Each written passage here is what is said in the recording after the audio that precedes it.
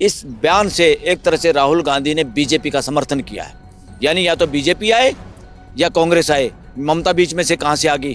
That is nonsense on the part of Rahul Gandhi. Rahul Gandhi ने बेहुदा बयान दिया है, कमजोर करने वाला बयान दिया है। इसीलिए देश के कई बार लोग कहते हैं कि ईवीएम के खिलाफ राहुल गांधी खुल के नहीं बोल रहा कि ममता सरकार में होगी तब बढ़िया, वो सरकार में नहीं आएगी तब उससे भी ज़्यादा बढ़िया। क्योंकि इस बार ममता की वजह से जो यहाँ देश के अपोजिशन के लीडर नहीं कर पाए, वो मुझे ममता के नेतृत्व में होने की संभावना लग रही देश के अंदर।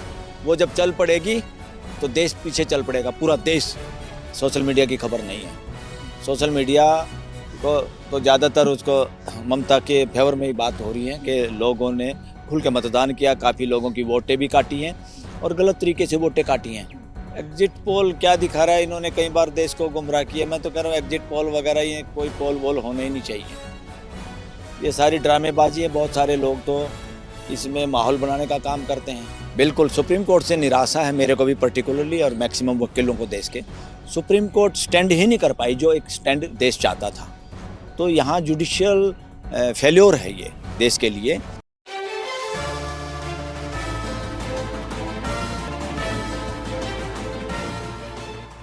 जिस तरह से बंगाल का आज जो ममता बनर्जी का एसआईआर वाला मामला था उसको खारिज कर दिया गया सुप्रीम कोर्ट द्वारा, कैसे देख रहे हैं? नहीं, एसआईआर वाला मामला नहीं था वो तो क्या था कि जो सरकारी कंपनियां हैं या केंद्र सरकार के जो कर्मचारी हैं उनकी ड्यूटी लगाई थी काउंटिंग के अंदर, उसको चैलेंज किया था उन्होंने। और सुप्रीम कोर्ट ने कहा भाई कोई ऐसा सबूत तो है नहीं कि वो बाइस्ड हैं ये लोग, और जबकि रिटर्निंग ऑफिसर तो राज्यों का ही कर्मचारी है, तो इसलिए कोई धांधली अगर होती भी है तो इलेक्शन पिटीशन में चैलेंज करो। इस तरह से किया कि अभी इनको हटाने की कोई जरूरत नहीं है। ये एसआईआर वाला मामला तो पेंडिंग है, वो तो लगा हुआ है उसकी तो तारीख। लेकिन जिस तरह से एग्जिट पोल लगातार दिखा रहे हैं वहाँ की ममता दीदी की जो सरकार है वो जा रही है। एग्जिट पोल क्या दिखा रहा है, इन्होंने कई बार देश को गुमराह किया। मैं तो कह रहा हूँ एग्जिट पोल वगैरह ये कोई पोल वोल होने ही नहीं चाहिए। ये सारी ड्रामेबाजी है। बहुत सारे लोग तो इसमें माहौल बनाने का काम करते हैं और इन पे भरोसा भी देश का उठा हुआ है। देश की जनता भरोसा नहीं करती कि सब बिकाऊ सिस्टम है। इस तरह ज़्यादा माहौल देश में चल रहा है कि एग्जिट पोल भी किसी न किसी को दिखाने के लिए या किसी के फेवर में दिखाने के लिए। मैं कह रहा हूँ एग्जिट पोल की जरूरत नहीं है किसी को भी। ये एग्जिट पोल एक धंधा हो गया है। इस धंधे को चलने की इजाज़त नहीं होनी चाहिए डेमोक्रेसी में। डेमोक्रेसी में लोगों ने वोट डाली है, वहाँ के राज्य के लोगों ने, वो लोग अपने तरीके से अपनी अपनी बात रख सकते हैं। तो एग्जिट पोल वाले जो कमर्शियलाइजेशन हुआ इलेक्शन के बाद का सिस्टम, इस पर रोक होनी चाहिए। इसकी कोई जरूरत नहीं है। ये गुमराह ज़्यादा करते हैं, हकीकत इनके पास कम होती है। आप कह रहे हैं एग्जिट पोल की जरूरत नहीं है, लेकिन लोग कह रहे हैं कि इस बार बदलाव की जरूरत है, वेस्ट बंगाल को बदलाव चाहिए। नहीं, बदलाव किसका बदलाव चाहिए? ये जो बदलाव मेन बदलाव है, अब तो पूरे देश में बदलाव की मांग है असली तो, कि बीजेपी को भगाना देश से। अब तो बदलाव लोग बीजेपी से चाहते हैं, और राज्य में तो क्या बदलाव है क्या नहीं होगा वो तो वहाँ के लोग कितना बदलाव चाहते हैं वो अभी सामने आ जाएगा तुरंत। तो बीजेपी का जो बदलाव कैसा बदलाव करेगी? सारे भ्रष्ट लोग तो बीजेपी में जा रहे हैं। जिस पे भी ईडी वीडी के छापे मारते हैं वो बीजेपी में शामिल हो जाते हैं। सबसे ज़्यादा रेट खरीदने का देश के लोगों में जो चर्चा है, जो हकीकत भी है, सबसे ज़्यादा जो खरीद फरोख्त और महंगे खरीद फरोख्त एमएलए एमपी की हुई है तो इसी दौरान में हुई है। और बीजेपी पे ये आरोप हैं और देश पूरा इसको सच्चाई मान रहा है और सच्चाई हमें भी लगती है। लेकिन सर मीडिया रिपोर्ट्स कहती है कि इस बार लोगों को ममता दीदी नहीं, मोदी दादा चाहिए। नहीं, कौन से मीडिया को चाहिए? गोदी मीडिया को चाहिए। बिकाऊ मीडिया की खबर है ये, सोशल मीडिया की खबर नहीं है। सोशल मीडिया को तो ज़्यादातर उसको ममता के फेवर में ही बात हो रही है कि लोगों ने खुल के मतदान किया, काफ़ी लोगों की वोटें भी काटी हैं और गलत तरीके से वोटें काटी हैं। सरेआम मैं कहूँगा ये डेमोक्रेसी के साथ व्यभिचार हुआ है और ये इलेक्शन कमीशन की देख रेख में हुआ है, इंटेंशन से हुआ है, इसमें कोई दो राय नहीं। और सुप्रीम कोर्ट भी फेल हुई है, क्योंकि किसी लोगों की वोटिंग का अधिकार आप ऐसे नहीं छीन सकते। इतना जल्दी चुनाव का बहाना बना के ट्रिब्यूनल फैसले नहीं कर पाया।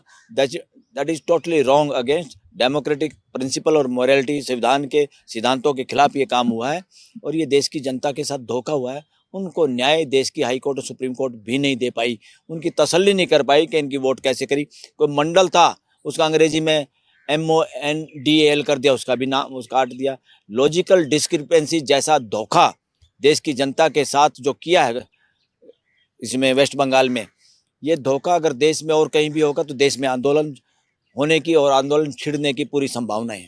तो देखिए चुनाव हो चुके हैं, रिजल्ट का इंतजार है, लेकिन रिजल्ट से पहले लोग कह रहे हैं कि वो उस आरजीकर बिटिया की जो माँ को टिकट मिला उसे भी न्याय चाहिए, बीजेपी आएगी और उसके बाद ही उसे न्याय मिलेगा। किसकी माँ को?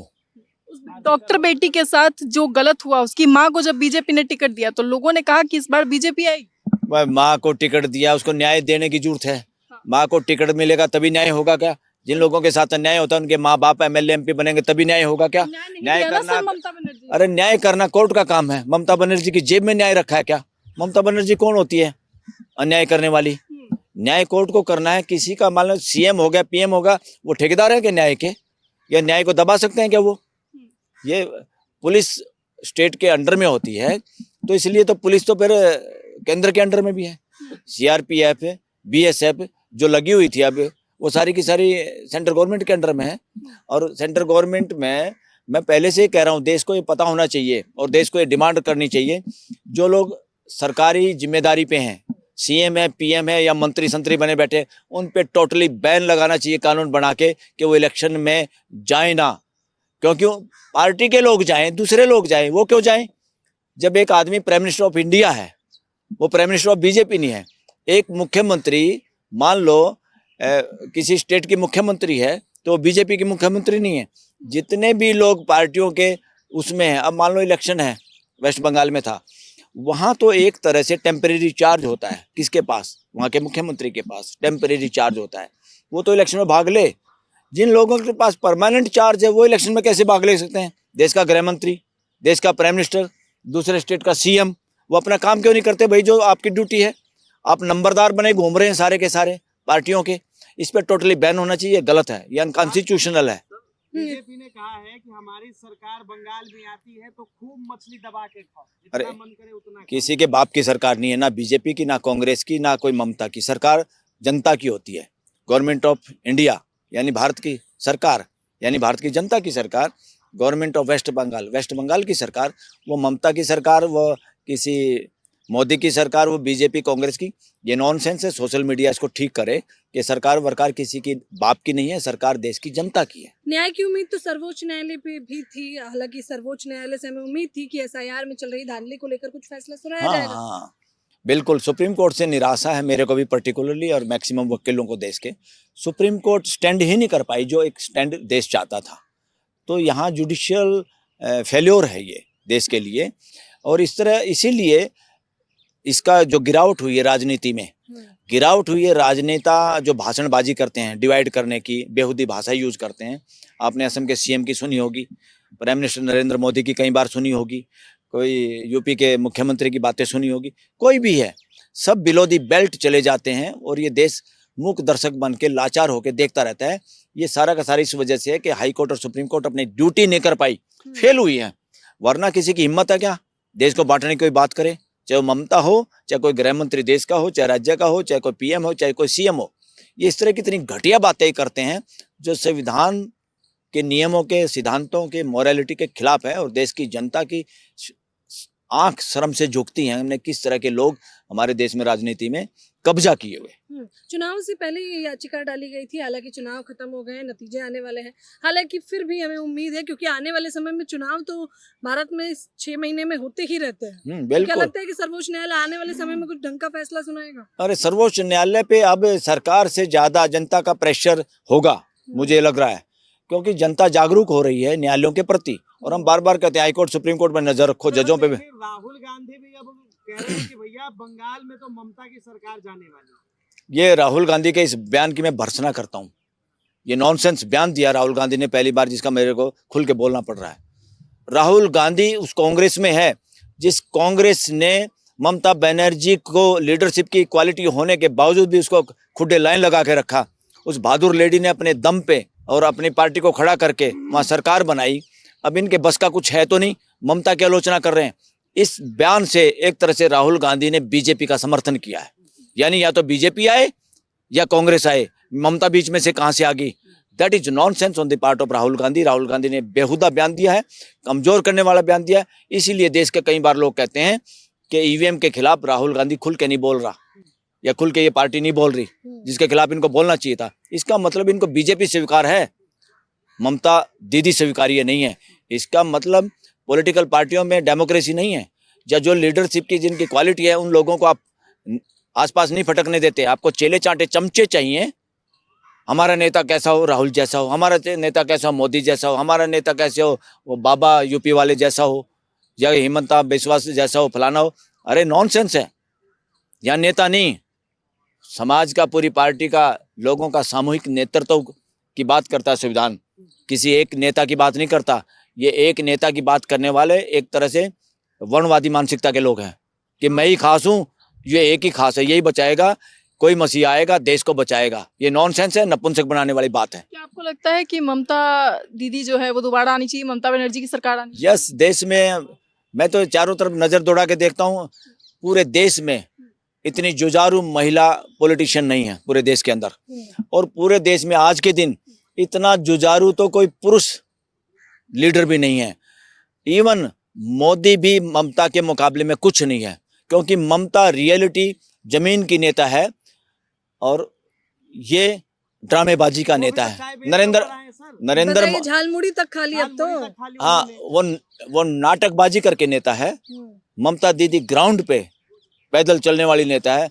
रियल में सी इज हीरो ऑफ इंडिया आज के दिन। बंगाल की उस बेटी के बयान को कैसे देखते हैं? स्ट्रॉन्ग रूम में जो गड़बड़ी देखी गई है, ममता बनर्जी को रात में जाना पड़ा, उसके बाद अब शुभेंदु अधिकारी भी गए हैं, तो कैसे देखते हैं, क्या गड़बड़ी की जा रही है स्ट्रॉन्ग रूम में? क्योंकि चुनाव आयोग स्पष्टीकरण कर रहा है कि नहीं, वो गड़बड़ी नहीं हो रही है, वो बैलेट को जो है जांच कर रहे थे, बैलेट को। अरे बैलेट को जांच अगर कर रहे थे तो सभी पार्टियों के लोगों को वहां बुला के कॉन्फिडेंस में लेके तब जांच करनी चाहिए थी।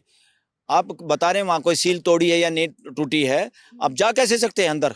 स्ट्रांग रूम में, बैंक के स्ट्रांग रूम में भी जहाँ कैश रखा होता है, अकेला मैनेजर नहीं जा सकता वहां भी बेकायदा रजिस्टर होता है, साइन करते हैं, दूसरे आदमी को बुलाते हैं, जिस आदमी ने अपना लॉकर देखना उसको बुलाते हैं, जब जाके वहां एंट्री होती है। ये नहीं है कि वो बैंक का मैनेजर है तो स्ट्रांग रूम में घुसे और गड़बड़ कर ले।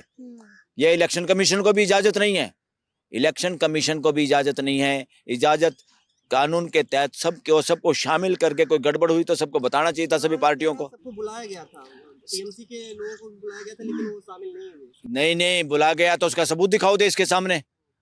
अब जो बयान दे रहे हैं, हो सके पढ़ा पढ़ाया बयान दे रहे हो, बीजेपी के ऑफिस में बयान छाप दिया और उसने बोल दिया हो, यही तो कर रहा है इलेक्शन कमीशन। देखिए, भाजपा के कई बड़े नेताओं ने कहा है कि ममता दीदी की सरकार जा रही है इसलिए वो बौखलाई हैं और उनके कार्यकर्ता सड़कों पे हंगामा। अरे ममता सरकार में होगी तब बढ़िया, वो सरकार में नहीं आएगी तब उससे भी ज्यादा बढ़िया, क्योंकि इस बार ममता की वजह से जो यहाँ देश के अपोजिशन के लीडर नहीं कर पाए, वो मुझे ममता के नेतृत्व में होने की संभावना लग रही देश के अंदर। वो जब चल पड़ेगी तो देश पीछे चल पड़ेगा, पूरा देश। ममता आज पूरे देश की मजबूरी है, इसलिए जरूरी है। तो आप कह रहे हैं कि ममता बनर्जी को पैदल मार्च निकालना चाहिए? निकालेगी भाई, मेरे को क्या कहना चाहिए, उसने तो कह दिया। अब सीधा का सीधा पूरे देश से भाजपा को खत्म करना है। आप ममता बनर्जी को स्ट्रांग बता रहे हैं। एक लड़की का वायरल हुआ बंगाल से, उसने बड़ा अच्छे से कहा कि ममता दीदी तो इतनी अच्छी है और उनके सरकार में हमें इतनी खुशी मिल रही है कि बेटी का रेप होता है तो 10 लाख दे देती हैं। देखो, वो तो क्या उसने बयान दिया है क्या नहीं है। रेप जिसके साथ हुआ उसके लिए तो डायरेक्शन भी है, सुप्रीम कोर्ट का भी है कि रेप विक्टिम को कैसे पैसे मिलने चाहिए। वो एक कानून है, वो तो कानून क्या, अगर उसको फॉलो कर रही है ममता अपने गवर्नमेंट संचालन में तो अच्छी बात है। नहीं, उन्होंने कहा कि टीएमसी के गुंडे जब बदमाशी करते हैं तो उस पर रोक नहीं, बेटियों को कहती है 7 बजे के बाद घर से बाहर मत निकलना। अरे नहीं, ऐसा नहीं है, तो ये सारा का सारा कोई बीजेपी के ऑफिस से गया हुआ बयान होगा कोई ना कोई ऐसे। नतीजों से आज पहले भी चल वोटिंग रही हो रही है बंगाल में, और इसके पहले क्या लग रहा है, काउंटिंग पहले कुछ गड़बड़ी कर सकती है भाजपा? क्या लग रहा है? अरे नतीजों से पहले गड़बड़ी। देश को तो ये लग रहा है कि कुछ भी कर सकते हैं ये लोग, इसलिए कुछ भी गड़बड़ कर सकते हैं, क्योंकि इनके ऊपर लोगों का विश्वास नहीं है। इनको देश के एक नंबर गड़बड़ करने वाले लोग मान रहे हैं। देश को एक नंबर में सबसे ज़्यादा इलेक्शन में एमएलए एमपी खरीदने में, लोगों पे छापे गिरवा के और लोगों की फाइल बनाने पे, जुडिशरी पे दबाव डालने के लिए एक नंबर का वो मानते हैं कि इस मामले में बीजेपी एक नंबर पे है। सर दिल्ली में एक घटना हुई है जो बिहार के एक युवक को बिहारी से बोलने पर उसको गोली मार दी गई है पुलिस। नहीं, मुझे नहीं पता इस मैटर का पूरा। मुझे नहीं लगता कोई बिहारी बोलने से कोई गोली मार देगा। पुलिस ने मारी गोली। पुलिस ने हाँ, पुलिस गोली मारी है तो पुलिस अधिकारी के खिलाफ कार्रवाई होनी चाहिए। पुलिस देश के लोगों को बचाने के लिए, मारने के लिए नहीं है। और पुलिस जब भी कोई इमरजेंसी में भी हो तो तब भी कोशिश ये करती है कि उसको पकड़ा जाए। अगर उसके पास हथियार नहीं है, वो फायरिंग नहीं कर रहा, तो गोली नहीं मार सकते। उसके बावजूद अगर हथियार भी है और वो गोली भी चला रहा, तब भी यही है कि कम से कम उन हिस्सों पे गोली मारी जाए जहां से उस आदमी की मृत्यु ना हो, ताकि वो पकड़ा जाए और कानून के सामने पेश किया जा सके। पुलिस का काम लोगों को गोली मारना नहीं है। जिसने भी गोली मारनी है उसको मर्डर के केस में अंदर ठोकना चाहिए पुलिस को। क्या बिहारी होना इस देश में गुनाह है? क्योंकि पांडव कुमार की हत्या के बाद तो यही अरे सवाल कोई गुनाह नहीं है। बिहारी हो, बंगाली हो, कहाँ गुनाह है? किसने कह दिया? कोई गुनाह नहीं। देश का किसी भी हिस्से का कोई भी आदमी होना कोई गुनाह नहीं है।